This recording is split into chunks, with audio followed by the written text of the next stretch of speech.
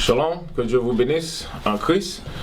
Nous sommes les frères d'Israël United in Christ et on est venu de vous enseigner la Bible, la façon que tu l'as jamais entendue.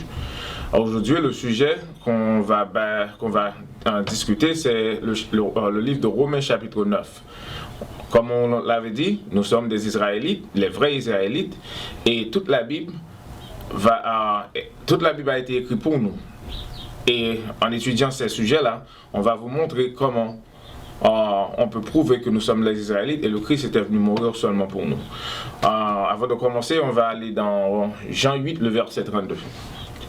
Jean chapitre 8, verset 32. Et vous connaîtrez la vérité, et la vérité vous rendra libre. La Bible a dit qu'on reconnaîtra la vérité et ça va nous rendre libres. Parce qu'à l'heure actuelle, nous sommes tous des esclaves. Esclaves, non pas seulement physiquement, mais mentalement. Parce qu'on a des mensonges dans le cerveau. Parce qu'on nous a menti dès notre jeunesse et jusqu'à nos jours, on nous a menti. Comme on a dit que nous sommes les païens et les blancs qui sont d'Israël sont des Israélites. Bon, ça, c'est tout à fait mal. C'est pas la vérité.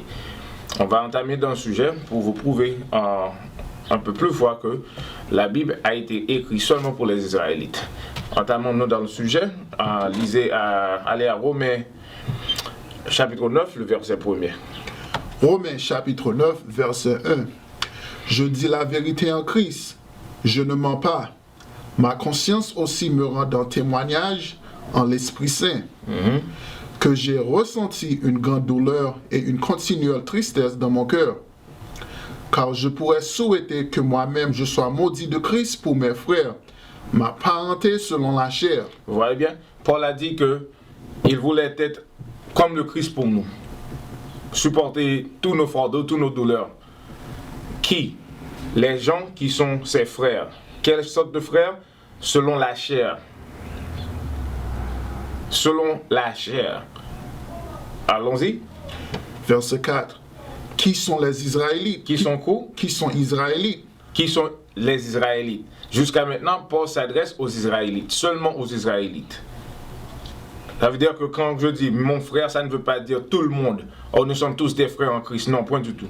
Paul s'adressait avec ses frères selon la chair, qui sont des Israélites. Continue. Qui sont Israélites? À qui appartiennent? Attendez un instant. Qui sont Israélites? Allez à Actes 22, verset 27. On va retourner sur le chapitre, mais je vais vous faire voir quelque chose. Parce qu'il y a des gens qui pensent que Paul était un Romain à cause de cette verset qu'on va lire. Actes chapitre 22, verset 27. Alors le capitaine en chef vint et lui dit, « Dis-moi, es-tu un Romain? » Il dit, « Oui. » Ok. Paul a admis qu'il était un Romain, mais on avait lu dans Romains 9 qu'il a dit que frères selon la chair, qui sont des Israélites, à cause de cette verset, tu peux penser que tous les gens du monde nous sommes tous frères. Non, point du tout.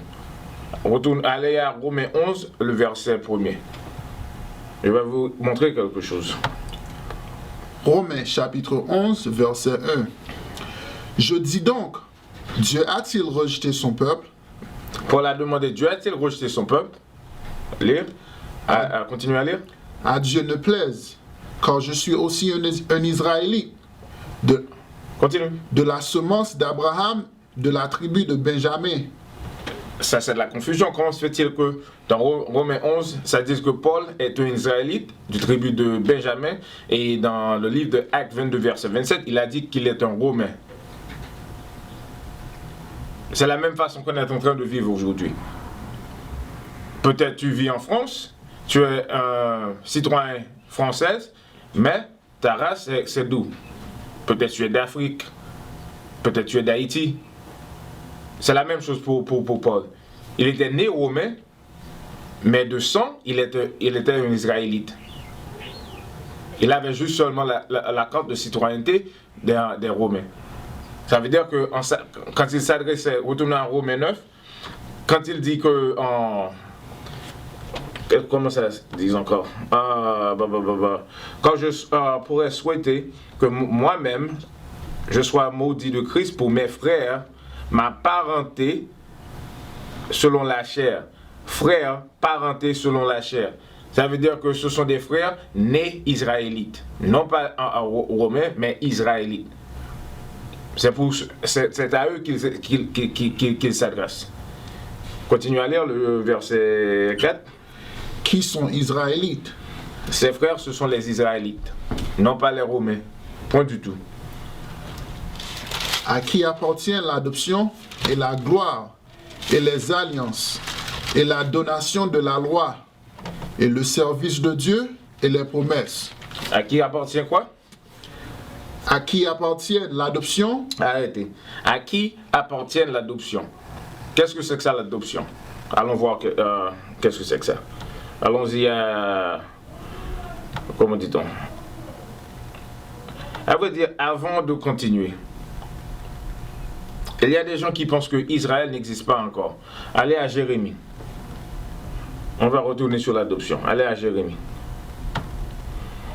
Jérémie, le chapitre 31, versets 35 et 36. Jérémie chapitre 31. Parce que peut-être il y a des gens qui vont dire que Paul s'adressait aux Israélites dans les temps anciens, mais aujourd'hui nous sommes tous des enfants de Dieu, on peut peut-être devenir des Israélites spirituels, ou les vrais Israélites n'existent pas encore. Allez, on va lire. Jérémie chapitre 31 versets 35 et 36. Ainsi dit le Seigneur, qui donne le soleil pour être la lumière du jour, et les règlements de la lune et des étoiles pour être la lumière de la nuit, qu'il fend la mer lorsque ses flots grondent. Le Seigneur des armées est son nom. Verset 36.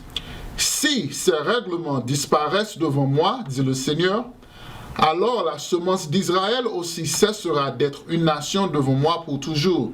Quand est-ce que la nation d'Israël cessera d'être une nation? Si ces règlements disparaissent devant moi. Quels règlements? Les règlements qu'on a lus dans le verset 35. Vous voulez lire le verset 35 encore? Verset 35. Ainsi dit le Seigneur qui donne le soleil pour être la lumière du jour et les règlements de la lune et des étoiles pour être la lumière de la nuit, qui font la mer lorsque ses flots grondent. Le Seigneur des armées est son nom. Si ces règlements disparaissent devant moi. Quels règlements? La lune, les étoiles, la mer, la terre, tous les règlements célestes.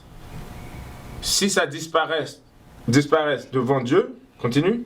Si ces règlements disparaissent devant moi, dit le Seigneur, alors la semence d'Israël aussi cessera d'être une nation devant moi pour toujours. Ça veut dire que d'après ces deux versets, Israël est toujours là sur la terre. Et nous sommes les Israélites, les enfants de l'esclavage, qui étaient éparpillés tout partout sur la terre. Et jusqu'à nos jours, nous sommes tous dans l'esclavage, on n'est jamais retourné dans notre pays. Le Seigneur a juré que tout autant que les règlements célestes existent, la nation d'Israël existerait toujours. Ça veut dire que l'idée qu'il y a tu peux devenir israélite en esprit, ça n'existe pas. Parce que je ne peux pas devenir chinois en esprit. Quoi, si je commence à pratiquer, à suivre la religion des Chinois, ça veut dire que je vais devenir chinois en esprit? Non, point du tout. Ça se parle de la race.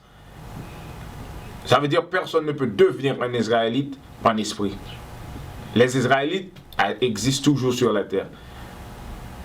Et à l'heure actuelle, on est en train de faire notre éducation biblique afin d'observer les règlements de Dieu, afin d'avoir quoi? La couronne de gloire. Ok? Retournons à Romains, chapitre 9. Lire le verset 3 et 4. Romains chapitre 9, verset 3. Car je pourrais souhaiter que moi-même je sois maudit de Christ pour mes frères, ma parenté selon la chair. Verset 4. Qui sont Israélites, à qui appartient l'adoption. Attendez. Qui sont Israélites, à qui appartient l'adoption. L'adoption, c'est quoi? C'est le Christ était venu mourir sur la croix pour adopter les brebis perdues d'Israël. Non pas tout le monde, mais les Israélites. Parce que là, on lit à qui appartient l'adoption. À qui appartient l'adoption? Au commencement du verset, il dit qui sont Israélites. Allez à Galates 4, verset 4. Galates chapitre 4, le verset 4. Galates chapitre 4, verset Et le 4 verset 5 aussi. et 5. Mais lorsque la plénitude de l'époque fut venue, Dieu envoya son Fils, fait d'une femme, fait sous la loi, pour racheter ceux qui étaient sous la loi, afin que vous puissiez recevoir l'adoption de fils. Écoute bien, le Christ est venu, né sous la loi, pour racheter ceux qui étaient sous la loi. Dis-moi donc, qui était sous la loi? À qui la loi a été donnée? Donne-moi l'écriture dans le livre de Psaume. À qui la loi a été donnée? C'est pour ça que tu lis, je vais le relire pour vous. Mais lorsque la plénitude de l'époque fut venue, Dieu envoya son Fils, qui est le Christ, Jésus le Christ, ou Emmanuel, ou Yahshua, comme tu veux l'appeler, fait d'une femme, fait sous la loi. Il était né sous la loi parce qu'il était quoi? Un juif. Et pour racheter, la raison qu'il était venu, et pour racheter qui? Tout le monde? Non. Racheter ceux qui étaient sous la loi. Qui étaient sous la loi? Les Israélites. Lisez ça pour moi. Livre de Psaume, chapitre 147, verset 19 et verset 20. Il a manifesté sa parole à Jacob, ses statuts et ses jugements à Israël. Verset 20. Il n'a pas agi ainsi avec aucune autre nation. Et quant à ses jugements, elles ne les ont pas connus. Louez le Seigneur. Redire où que tu es en train de lire. Somme. Attendez, comme on vous dit, tu dois avoir tes plumes, ton cahier et ta Bible. Parce que tu vas penser qu'on dise des choses qui sortent de la tête, mais ça sort de la Bible. C'est juste que tu n'as jamais écouté ces choses-là dans l'église. Le pasteur ou les prêtres n'ont jamais lu ces versets. Lis. Psaume, chapitre 147, verset 19 et verset 20. Il a manifesté sa parole à Jacob, ses statuts et ses jugements à Israël. Il a manifesté qui? Le Seigneur a manifesté sa parole à Jacob, ses statuts et ses jugements à Israël. Non pas à tout le monde, à Israël. Écoute bien. Allez. Verset 20. Il n'a pas agi ainsi avec aucune autre nation. De quelle façon qu'il n'a pas agi envers d'autres nations? Il ne les a pas donné les lois, les règlements de Dieu et les jugements. Continue. Et quant à ces jugements, elles ne les ont pas connus. Louez le Seigneur. Le Seigneur a donné la Bible, la loi, tout ce qui est écrit là-dedans seulement pour les Israélites. Allez à Amos, pour moi, pour prouver ça un peu plus. Amos, le livre d'Amos, chapitre 3, le verset 2, je pense. Oui. Amos, chapitre 3, le verset 2. Parce qu'on vous dit chaque jour, le Seigneur connaissent seulement Israël. Point final. Amos chapitre 3, verset 2. Vous seuls, je vous ai connus de toutes les familles de la terre. C'est pourquoi je vous punirai pour toutes vos iniquités. Vous lire encore. Amos chapitre 3, verset 2. Vous seuls, je vous ai connus de toutes les familles de la terre. C'est pourquoi je vous punirai pour toutes vos iniquités. Vous seul. Vous seul. Hey, moi, je ne parle pas le français assez bien. Mais vous qui regardez, vous êtes nés dans des pays francophones, en France, Canada, Afrique. Vous comprenez le français beaucoup plus mieux que moi. Et peut-être tu peux voir quelque chose que je ne peux pas voir dans cette verset. Allez, lisez ça encore. Amos chapitre 3, verset 2. Vous seul, je vous ai connu de vous seul. Si je dis, vous seul peut prendre un peu de ces grains. Ça veut dire que je ne parle pas avec tout le monde. Lire. Vous seul, lis. Je vous ai connu de toutes les familles de la terre. C'est pourquoi je vous punirai pour toutes vos iniquités. Le Seigneur a la reconnaissance envers seulement Israël. Allez à Joël 2, verset 27. Seulement à Israël. C'est pour ça que on est en train d'être jugé Parce que seulement on a les règlements de Dieu. À cause de ça, si on brise les commandements de Dieu, il va nous punir. C'est ce qui est en train de nous arriver. Lisez ça, lis pour nous. Joël chapitre 2, verset 27. Et vous saurez que je suis au milieu d'Israël, et que je suis le Seigneur, votre Dieu, et qu'il n'y en a pas d'autre, et mon peuple ne sera plus jamais honteux. Et vous saurez que je suis au milieu de qui? Le Seigneur Dieu est au milieu d'Israël. Et il dit encore, et que je suis le Seigneur, votre Dieu, non pas le Seigneur, Dieu de tout le monde, le Seigneur, votre Dieu, le Dieu d'Israël. Et qu'il n'y a pas d'autre, il n'y a aucun d'autre Dieu. Et mon peuple ne sera plus jamais honteux. Quel peuple? Le peuple d'Israël. Ok? Retournez à Romains maintenant.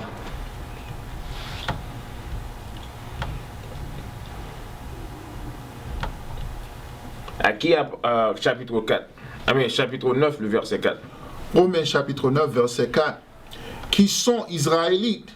À qui appartient l'adoption? On vous a déjà montré dans Galates 4, versets 4 et 5, à qui l'adoption appartient. Le Christ était venu mourir pour adopter les brebis perdues d'Israël. Vous comprenez bien? Continue. Et la gloire et les alliances. Alors, et la gloire. Attendez. La gloire. Qu'est-ce que c'est que ça, la gloire? Allez à Psaume 145, le verset 11. Pour voir de quoi que ça se parle. Parce que la gloire appartient aussi aux Israélites. On va voir de quoi que ça se parle. Psaume 145, verset 11. Ils parleront de la gloire de ton royaume. Et la gloire, c'est quoi? La gloire du royaume des cieux. Le royaume, la gloire du royaume des cieux appartient à qui? Aux Israélites. L'adoption, la raison que le Christ était venu mourir, c'est pour les Israélites. Le royaume de Dieu, la gloire du royaume des cieux appartient aux Israélites. On va lire cette verset encore? Psaume 145, verset 11. Ils parleront de la gloire de ton royaume et parleront de ton pouvoir. Ils parleront de la gloire de ton royaume et de ton pouvoir. Tout ça appartient à Israël. Retournez à Romains. Romains chapitre 9, verset 4. Qui sont Israélites, à qui appartient l'adoption et la gloire et les alliances. Et les quoi? Et les alliances. Et les alliances. Les alliances parlent de quoi? Allez à Hébreux 8, verset 8. Hébreux chapitre 8, verset 8. Car trouvons faute chez eux, il dit, voici les jours viennent. Commencez au verset 7. Verset 7. Car si la première alliance avait été sans faute, il n'y aurait alors pas eu lieu d'en chercher une seconde. Ok, la première alliance avait été établie avec qui? Avec les Israélites. C'est ce qu'on avait lu dans le Psaume 147. La loi, les statuts, les jugements appartiennent à Israël. Ça a été le premier, la première alliance. On faisait des sacrifices d'animaux et pour avoir le pardon du péché. Et ça appartiendrait seulement aux Israélites, non pas à toutes les nations. Continue, verset 8. Verset 8. Car trouvons faute chez eux, il dit, voici, les jours viennent, dit le Seigneur, lorsque je ferai une nouvelle alliance avec la maison d'Israël. Avec qui? Avec la maison d'Israël. Avec la maison d'Israël, il va faire une nouvelle alliance. Et avec la maison de Juda. Et avec la maison de Juda. Pour mieux comprendre les choses, quand tu lis le livre de Rois chapitre 12, Israël était divisé en deux nations. Le royaume du nord et le royaume du sud. Le royaume du nord était Israël, et le royaume du sud était le royaume de Juda. Et il y avait de la concurrence entre les deux. C'est pour ça que le Christ est venu, pour ramener ceux qui étaient perdus. Et en lisant, il dit, quand trouvons faute chez eux, il dit, voici les jours viennent, dit le Seigneur, lorsque je ferai une nouvelle alliance avec la maison d'Israël et avec la maison de Juda. Où se trouve tout le monde? Ça n'existe pas dans la Bible. C'est ça le problème là. Tu penses que le Seigneur a envoyé le Christ pour mourir pour tout le monde? Non, point du tout. Seulement pour les Israélites. Retournons à Romains 9. Romains 9. On lit le verset 4. Chapitre Romains 9, verset 4. Qui sont Israélites, à qui appartient l'adoption et la gloire et les alliances et la donation de la loi. Et la donation de la loi. On a lu ça pour vous dans Psaume 147. La loi a été donnée à qui? À Jacob. Vous lire ça pour eux. Peut-être ils n'ont pas vraiment compris les choses auparavant. L'adoption et la gloire et les alliances, ça veut dire que le premier et le deuxième s'appartient aux Israélites. Pas vrai? Et la donation de la loi. La loi a été donnée à qui? Aux Israélites. On va relire ça pour vous. Psaume 147, verset 19 et verset 20. Il a manifesté sa parole à Jacob, ses statuts et ses jugements à Israël. À qui? Ses statuts et ses jugements à Israël. Jacob était qui? Le père des Israélites. Continue. Verset 20. Il n'a pas agi ainsi avec aucune autre nation. Mais écoute bien, il n'a pas agi ainsi avec aucune autre nation. Le Seigneur a parlé. Retournons à Romains. Alors, avant d'aller à Romains, allez à Matthieu 15, verset 24, je crois. Matthieu, le chapitre 15, verset 24. Parce que dans l'esclavage, on nous a enseigné que le Christ était venu mourir pour tout le monde.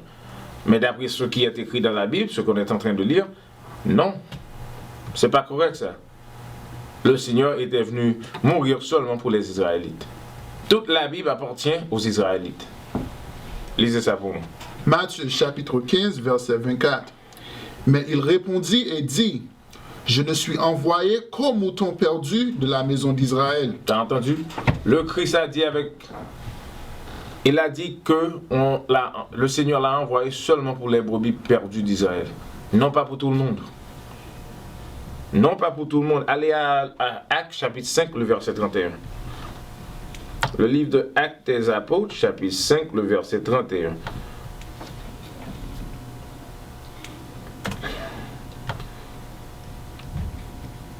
Commencez au verset 29. Actes chapitre 5, verset 29. Alors Pierre et les autres apôtres répondirent et dirent, nous devons obéir à Dieu plutôt qu'aux hommes. Ok, c'est ce qu'on on est en train de vous dire maintenant. Vous devez obéir à Dieu, non pas avec les hommes. Parce que les hommes ont des fausses doctrines au dehors. Mais aujourd'hui, tu entends la vérité. Ce qui est écrit, tu peux lire les choses pour toi-même aussi.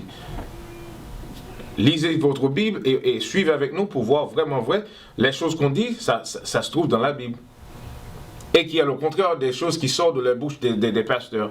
Ça veut dire que quelqu'un est en train de donner des mensonges. À toi de choisir. Allez. Verset 30.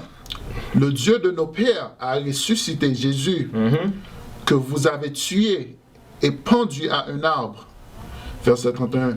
C'est lui que Dieu a exalté par sa main droite. Tu as exalté le Christ par sa main droite.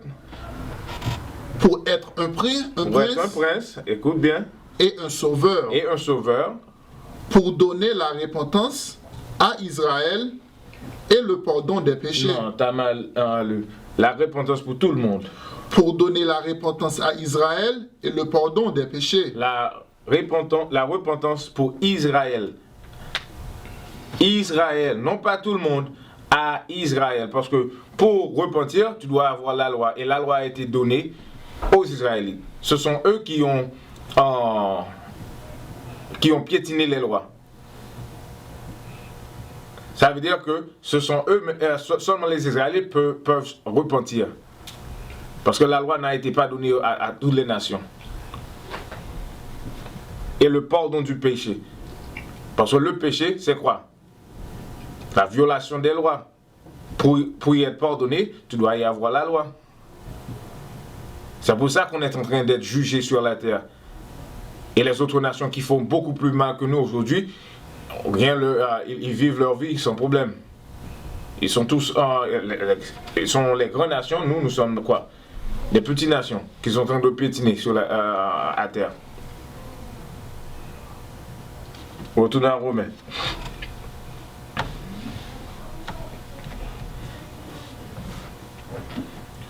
Romains chapitre 9, verset 4. Qui sont Israélites? À qui appartiennent l'adoption et la gloire, et les alliances, et la donation de la loi, et le service de Dieu, et les promesses. Verset 5. Desquels sont les pères? Attendez, et les promesses. Quelles sont les promesses? Les promesses que Dieu a fait à Abraham, Isaac et Jacob. Ça appartient aux Israélites, non pas à tout le monde. Bien que nos pères avaient beaucoup plus d'enfants, mais la promesse était à qui? On va voir qui a été la promesse à lui. 22. Galates chapitre 4, verset 22.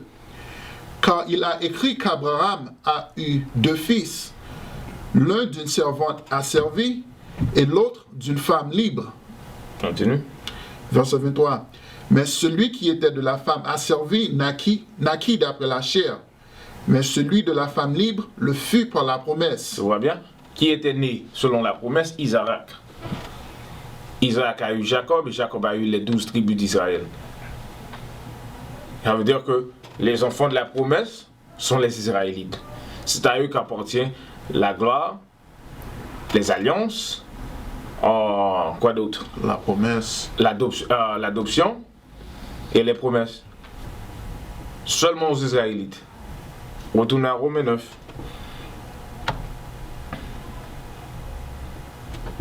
Verset 5. Verset 5.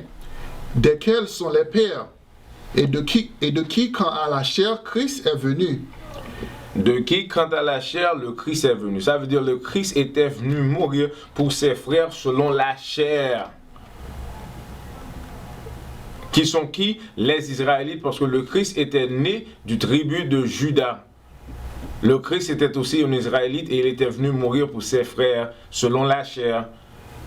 Non pas tout le monde. Continue. Verset 5. Desquels sont les pères et de qui quand à la chair Christ est venu, qui est sur tout, Dieu béni pour toujours. Amen. Allez à Luc, le chapitre 1. Luc chapitre 1, le verset 68. Pour vous montrer beaucoup plus. Le Christ était venu mourir pour ses frères selon la chair. Mais beaucoup de pasteurs disent que le Christ était venu mourir pour tout le monde. Ça ne fait pas sens. On va vous montrer pourquoi. Luc chapitre 1, verset 68. Béni soit le Seigneur Dieu d'Israël, car il a visité et racheté son peuple et nous a suscité. Entendez. Béni soit le Seigneur Dieu d'Israël, non pas le Dieu de tout le monde. Béni soit le Dieu d'Israël. Tu vas trouver ça tout le temps dans la Bible. Le Dieu d'Israël, le Dieu d'Israël, le Dieu d'Israël, non pas le Dieu de tout le monde. Pour mieux vous faire comprendre ça, on va retourner sur cet verset. Allez à Psaume 95, le verset 4, les dieux des autres nations. On va vous montrer quelque chose. Parce que Psaume 96, le verset 4. Psaume 96, le verset 4. On va vous montrer quelque chose. Lis pour nous. Psaume 96, verset 5. Car tous les dieux des nations sont des idoles, mais le Seigneur a fait les cieux. Vous voyez bien? Tous les dieux des autres nations sont des idoles. Tous les dieux des autres nations sont des idoles. Quand tu regardes les autres nations, ils font quoi? Ils pratiquent l'idolâtrie. Tous leurs dieux sont des idoles. Mais nous, les Israélites, c'est tout à fait différent pour nous. Retournez à Luc.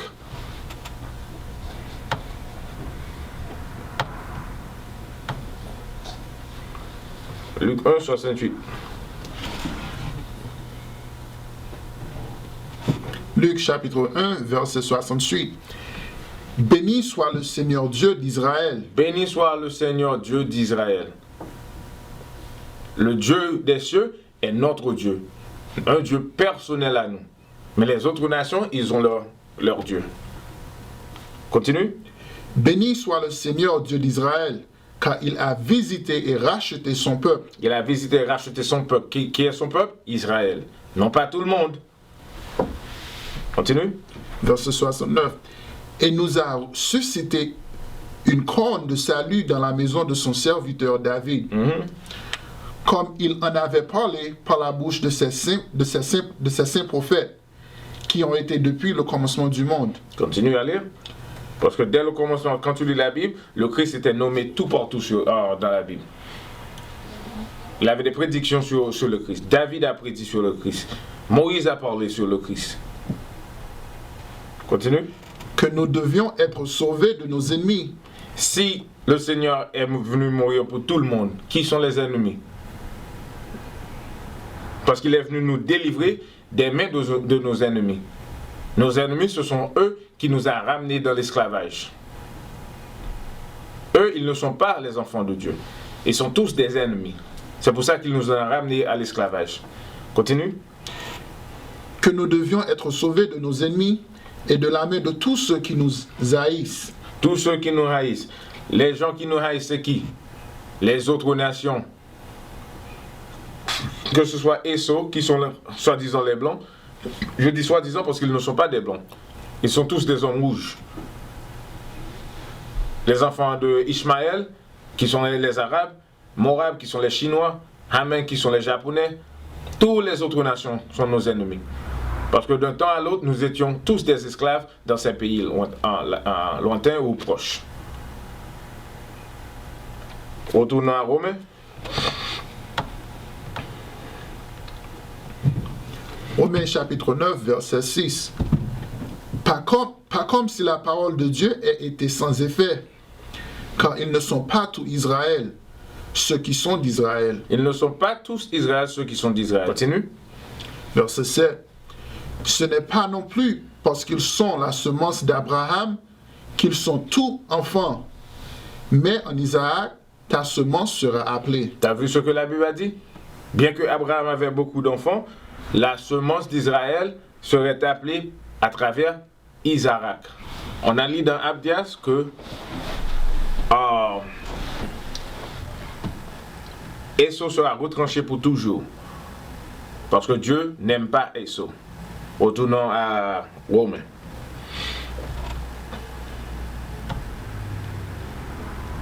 Verset 13. Ouais.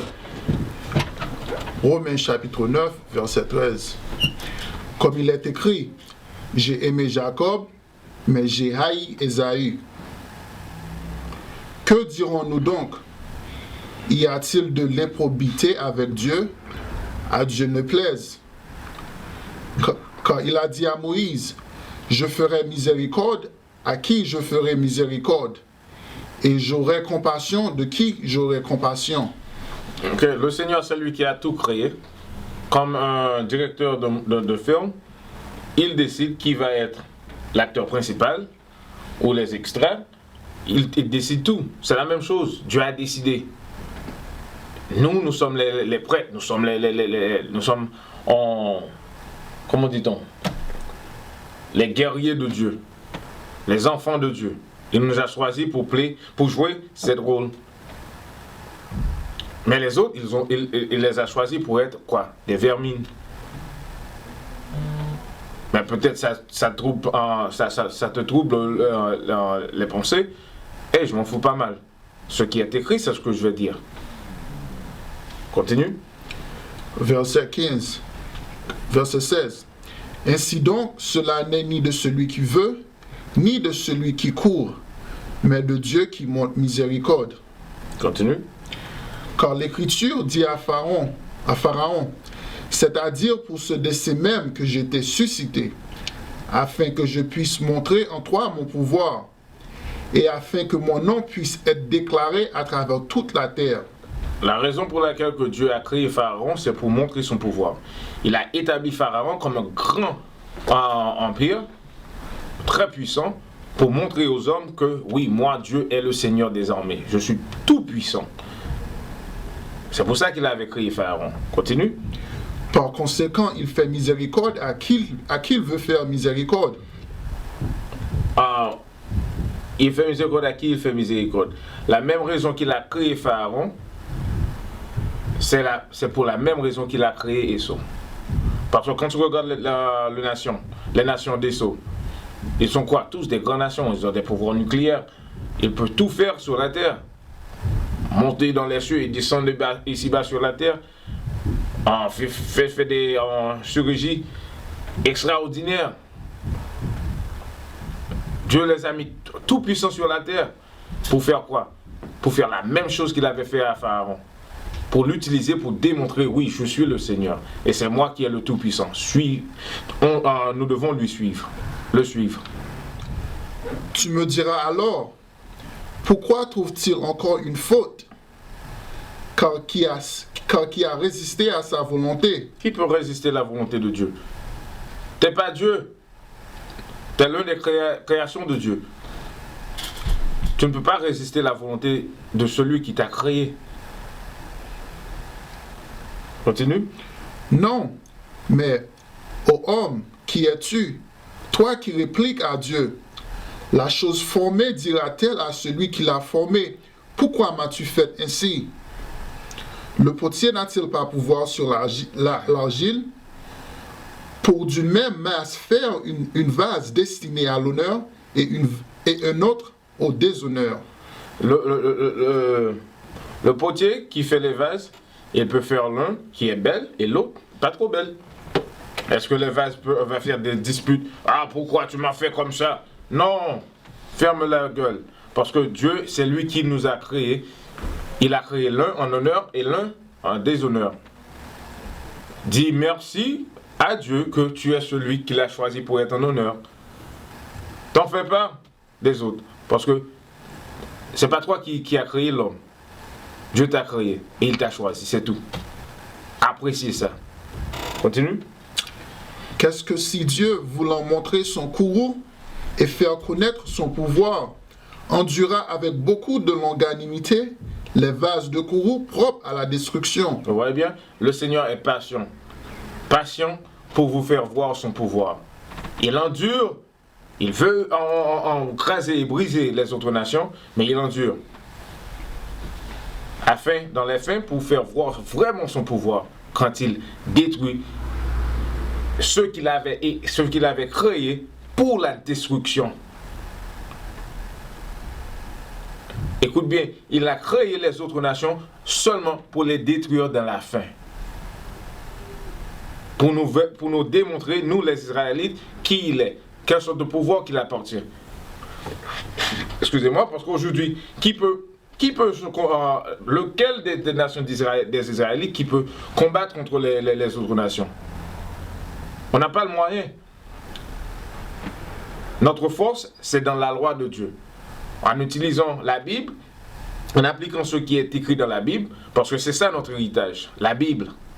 C'est ce qu'il nous avait donné.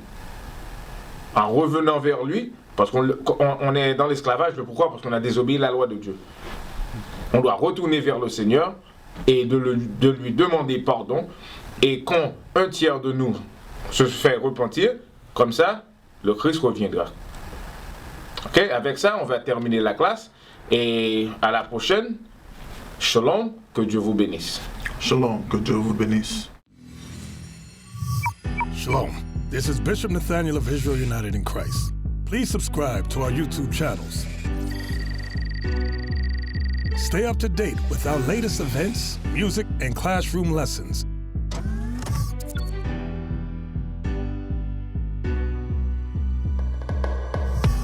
IUIC plans to continue visiting different countries where this gospel has not been preached before.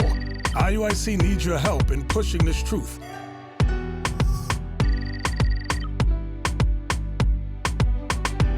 So join us. Subscribe to our Instagram, Facebook, Twitter, and podcasts, and stay up to date with us.